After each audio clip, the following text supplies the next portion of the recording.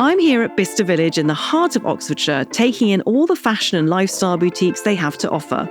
There's over 150 of them, would you believe? I popped into Astrid and Miu to accessorise an outfit for a special occasion. Obviously, because it's Bicester Village, the savings you make are extraordinary. Oh, I've just spotted some I really like. I'm sold. Thank you.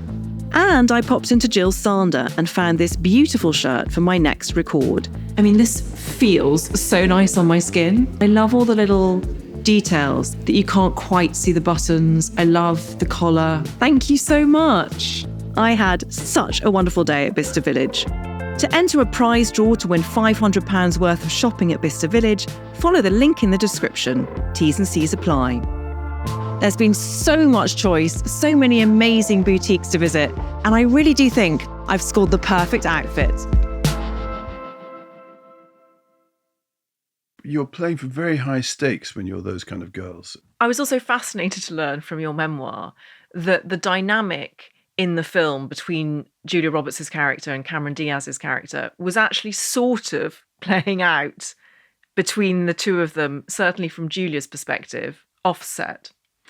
Well, I don't know that it played out, but the fact that they both managed to win in that story is quite remarkable, I think, from PJ Hogan's point of view, because normally there'd be one winner in that story, and it would have probably been Julia, because Cameron's not quite so focused on in that way. But I think they both came out of it quite equally in that film. They were both brilliant in it, I thought. Your final failure is another movie, also stems from friendship, The Next Best Thing. Tell us about that movie. That was a car crash, because the sad thing about The Next Best Thing was that it really was my movie. It came to me after my best friend's wedding. I was very popular in Hollywood for that year. It was made by Paramount. The movie was greenlit because I was going to be in it.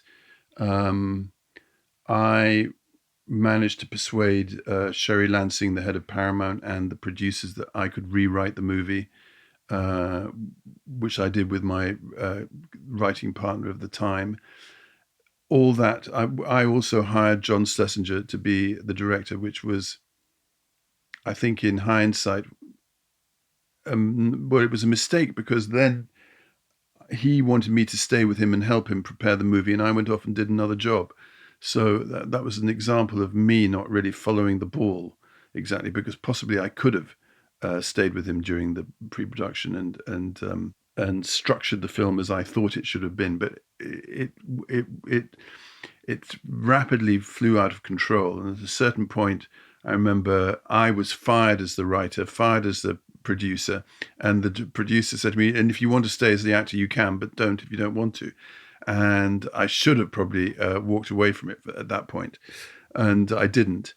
And it was not a failure as such, really, at the box office, because because of video sales in those days. Madonna sold a lot of videos, but the film itself didn't work, even though for a long time it was the only film that dealt with this issue that was actually then happening and being born. Tell listeners, if they're not familiar with the movie, what the premise is. Oh, the premise is a girl who is worrying about whether she's ever going to have a baby, is dumped by her boyfriend and gets drunk with her gay best friend, and for some reason they start having sex, and then she is pregnant. And they think it's theirs, but little unbeknownst to him, she also has sex one more time with the person who dumped her, who's come back to collect his things, and she tries a last-ditch attempt to seduce him, which she does, and it's his baby. And so it's a good story. It was all that kind of stuff: gay parenting, gay marriages, gay people having babies with friends. All this was. And it's just about to start, and really for a long time that was the only film that ever really talked about that. And so I think it's not as much of a car crash as it seems, but it was out of John Schlesinger wasn't well making it. he had an accident before, a month before, broke his ankle, and then he broke his everything went wrong really in the making of it. But and it completely finished things for me in Hollywood. You mentioned that Madonna plays the other lead role, and you were very good friends at the time. Mm-hmm. Did that work? I mean, was it helpful having Madonna in the film, or do you think that ultimately that had a part to play in how it was received?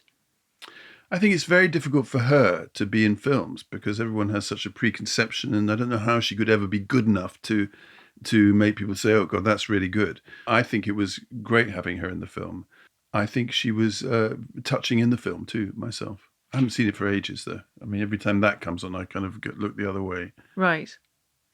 And you say that you think it finished things for you in Hollywood. Again, It really. I think it knocked things on the head for me in Hollywood, definitely. How much do you think that was to do with Hollywood not being ready for those themes? I think Hollywood was ready for those themes. They weren't ready for failure within those themes. They're never ready for failure in general. I think maybe you get more chances in other types of failure. That one, I think people thought it was going to be a big success, and then when it wasn't, the whole thing was quite big.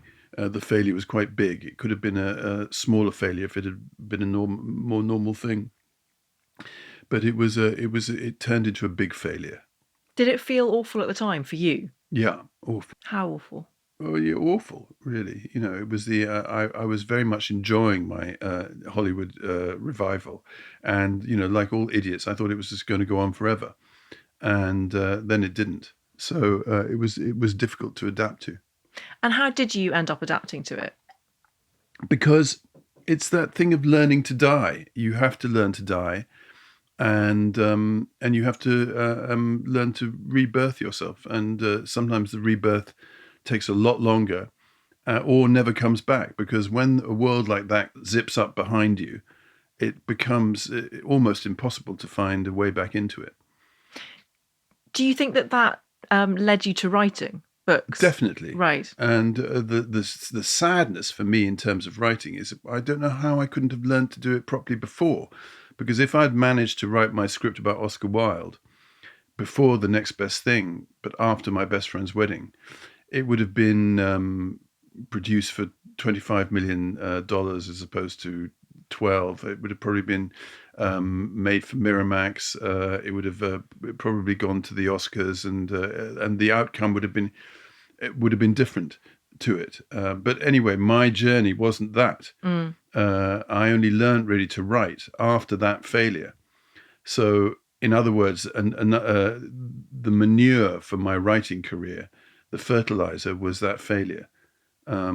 So I needed. That's what the universe threw at me, and it was a rebirth that wasn't quite so easy, but worthwhile at the same time. Well, I'm very grateful to that manure because you are an exceptional writer. I'm not. I don't. Thank you very much. It's kind. I don't think I am. I think my weakness as a writer is that I'm a writer rather like an actor. Every book I've written, I've thought to start with. When I wrote my first memoir, I chose a book that I wanted it to be like. So, in other words, I approached it really as an actor would approach a role. I loved the books of David Niven. Bring on the Empty Horses and The Moon's a Balloon. So I used him as my kind of reference. So I think I'm becoming a better writer. You keep growing as you keep going. How did The Next Best Thing and its reception affect your friendship with Madonna? It floundered on. I mean, friendships and failure in Hollywood are very difficult things to keep going, and she wasn't. So I think it was definitely a strain. Do you think you'll ever reconnect? Yes, possibly. I don't know. Do you still have? Thank you for watching. Make sure to check out the full episode of How to Fail on your preferred podcast platform, and also be sure to follow us on social media for the latest updates.